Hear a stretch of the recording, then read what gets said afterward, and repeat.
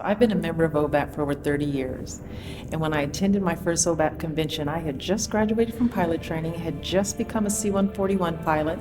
The convention happened to be in Los Angeles. I was based in San Bernardino. And my curiosity was not to become an airline pilot, but just to meet other pilots that looked just like me. How incredibly inspiring that was. It's an absolute honor to be included in that esteemed group. And almost all the people that I attribute my success to are up there. So starting with Bill Norwood, John Bailey, all these folks who set the example for me and basically told me what my mission was. But to see those folks actively doing what I'm also participating in and leading the way was just inspirational.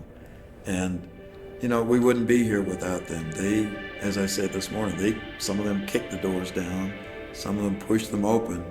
But for folks like me who were able to just kind of walk through almost as a breeze, that's the reward. So my mission now is to try to repeat that and do that for folks coming up.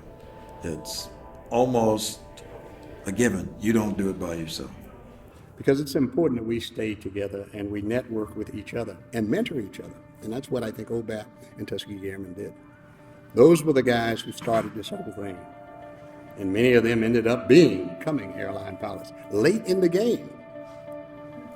But they carved a place for guys like Russ Davis. When I applied to the airlines, they said, come out and talk to us. Flying, and particularly aviation, but if we talk aerospace, any of those areas, it's about educating the kids and letting them know that these jobs and these opportunities are available for them. That's where the lack of awareness is the biggest issue for me. It's always great when you meet a student, you might have met them as a middle schooler, and then later they come back to you in college or graduating and said, because you said this. And I was like, what did I say? You know, you worry, like, oh, I gotta be careful what I say, but these kids are inspired, and that I've changed a life, and that's all that matters. If I've changed one person's life in my entire life, then it's worth me being here, right, on this earth. Of course, I know I've had a bigger impact, but I always say that when I leave an auditorium or if I leave a classroom, if I've opened up the horizons to a child of what other possibilities are, I think it's important to inspire students into STEM, because this is where our country needs to be strong and it needs to continue to lead. For women that want to enter the field in the careers of aviation, number one, perseverance is the key. And not allowing others to direct what your motivation should be. There's always going to be, unfortunately, there's going to be naysayers out there, and that's okay, because you kind of need that little bit of turbulence in your life to keep you focused and going, you know what, I'm going to stay on track with this. It takes a lot of perseverance, it takes good research, it takes being incredibly competent, and just following your goals and directions and just knowing and believing in yourself, and you'll achieve those goals. I've been doing the OBAP ACE Academies. We've partnered with the National Black Coalition of Federal Aviation Employees.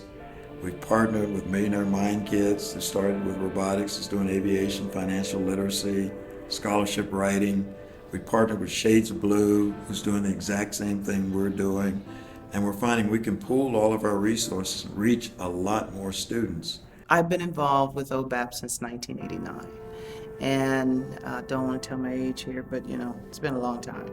And I have seen the many highs and lows of the organization, but we're on a really big high right now. And I say we will continue to sustain that. I do believe that. The leadership is very important, who's in charge, where they're going, what they're doing. But the real focus has always been about youth. We have to continue our focus, and we have to understand where we're going and what we're doing. Aviation is not just a dream, it is something that is obtainable, and that we can make it work. And as leaders, it's important for us to reach back and pull back and ensure that we are bringing somebody behind us.